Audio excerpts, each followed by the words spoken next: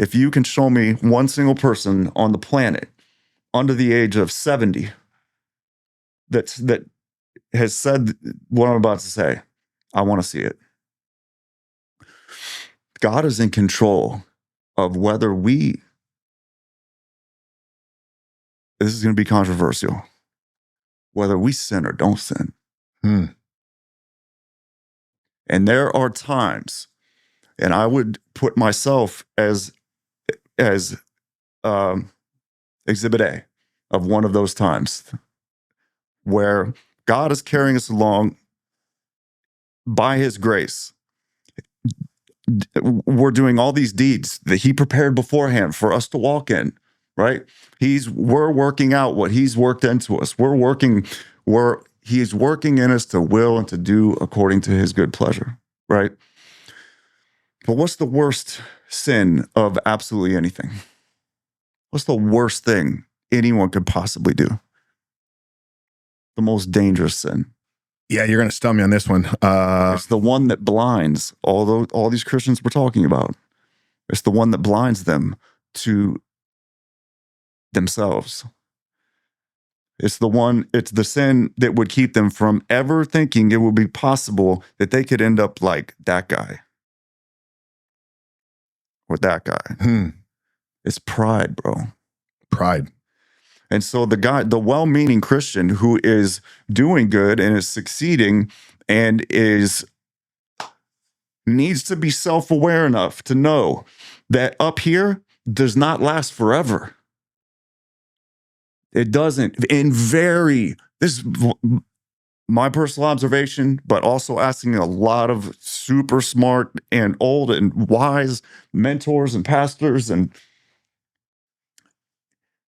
very rare cases people stay up here. High achievers, you're looking at like three major, I mean, statistically speaking, you're looking at 3 bankruptcies total for multimillionaires. So just from a financial perspective, if you think you're up here and you're going to stay up here, dude, you're delusional. Yeah. Like, prepare, be smart. Put in all the backstops that you can think of, the same way you do for your investing, the same way you do for your businesses, right? Do that same thing for your spiritual life. Put in some backstops. Like, okay, if I was starting to go down the wrong road, what could I do to like make sure? But see, that's the thing. Nobody's self-aware enough to think like that. And it's pride. Pride is the problem. And so what happens is God's carrying us along. And every once in a while, he is going to release that hand of grace. And he's going to show you who you really are.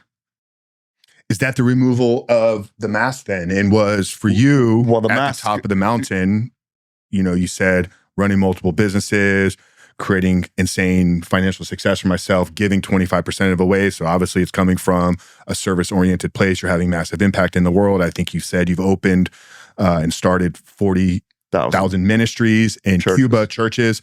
So for you, was it the removal of pride that was this massive awakening? And for the guy out there that is hearing this, what are the steps to begin to remove that mask in his life? Right. You can't remove that mask. God is removing that mask. That is the cross. The cross removes the mask, right? And the cross gets applied to Christians' lives whenever God says that it's time for this to happen, right? I'm speaking at like a fundamental level. Yeah. Right. Well, I want to get to the guy out there that hears that though, because that real talk, right? And I'm going to not push back, but also understand I'm like a infant in my Christian walk and journey. Yes. There could be an element of that seems almost hopeless, right? Like, is it just on? It's not hopeless though. It's actually, if you can get a solid understanding of how this whole thing works, it's actually extraordinarily hopeful. Okay. Because a foundation that you probably need to build is and you and like 90% of all Christians, from my experience, is God's sovereignty. God is in control of absolutely everything. Absolutely everything. The heart of the king is in the hand of the Lord. He turns it whichever way he wishes. Yeah. The earth is the Lord's and the fullness thereof. He does whatever he wants with it, right? Read Romans chapter 9. Scariest chapter in the entire Bible. God is writing this story. And so what that does is that creates, if we're really true seekers, that actually creates humility, right? Because it's like, I'm not as powerful as I would like to think. So yeah, I didn't remove my pride. I couldn't have removed my pride if I tried. I actually happened to be, I'm a hardcore truth seeker, man. I've read 1,000, 2,000, but however many books. I've had tons of mentors, the same mentors for 20 years. And so I have this measure of self-awareness, right? And the most useful one that I've ever had is knowing just how good I'm not, right? Like all those good things I ever did, helping money. I've never turned anybody away that needed help. I actually had joy. Well, I wish more people would do it. Most people don't. Yeah. Right. I was painfully aware my whole life. I have been that my motives weren't pure, that I wasn't doing what I was doing anywhere close to 100% for other people. I was doing it because I wanted a better life. I was doing it because I knew I should do it. I knew I was supposed to do it. I knew it was the right thing, right? But I was painfully aware. I still am. It's just a matter of degree. Nobody's 100%, right? Mother Teresa, one of her best quotes is, there has never in the history of the world been one good deed done with 100% pure intention, right? And so my prayer has always been, God, please purify my intention. Help me to do this stuff for the right reasons. You're telling me you want me to help the world do all these things out of love for them, out of love for you. I'm going to be honest. That's not why I'm doing it, but I want to. Please change my heart. Yeah. For me. I'm not saying this is how it has to happen for everybody, but it's some version of it. No, it doesn't have to happen for everybody. But high achieving Christian men, especially if you did not have a strong father figure. I mean, like, which almost nobody did, man. You know, I'm talking like just that rock, right? That like 1 in a million, like, how else are you going to learn? How else are you going to get humble? By reading verses on humility, by saying, you know what, today I'm going to be humble. Today I'm going to purify my heart. Today I'm going to, no, God does that. And he does it by. Well, I've had a mentor tell me that your relationship with your earthly father will dictate the perception that you have of your spiritual father. Sure.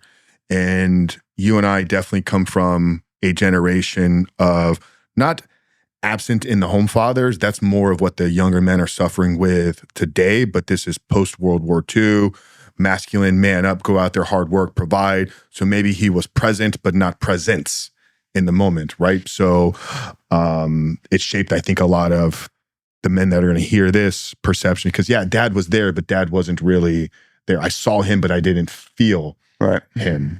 So if a guy is hearing this right now and maybe he had a father raising him, right? You know, maybe his father, man up, didn't teach him how to understand his emotions, didn't teach him how to really connect with his feelings. He told him to push it all away. This leads to guilt, shame. I don't understand the way that I feel. Then I run into these addictions and all these things because they provide comfort for me. So if I lacked a true connection with my earthly father, which then disconnect me from my spiritual father, I know you said it's in God's hands. We can't do anything, but I want to give somebody out there a step that they can take. So what's that journey then into creating the right type of relationship that we need with the Father? Yeah.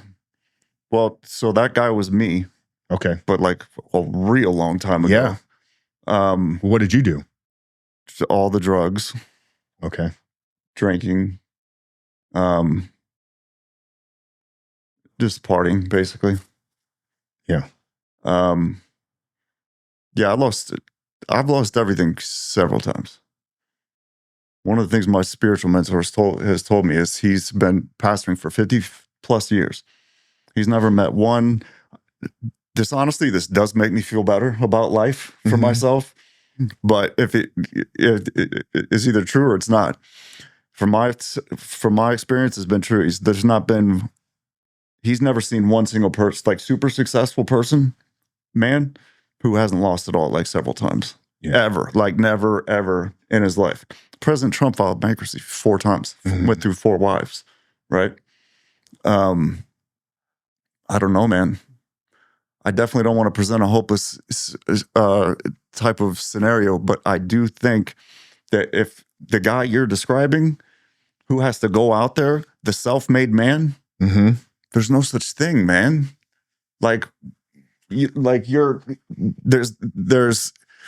There's self-made characters. Okay. And those characters get saved. They don't get self-made, they get saved. Yep. There's salvation that's in need there.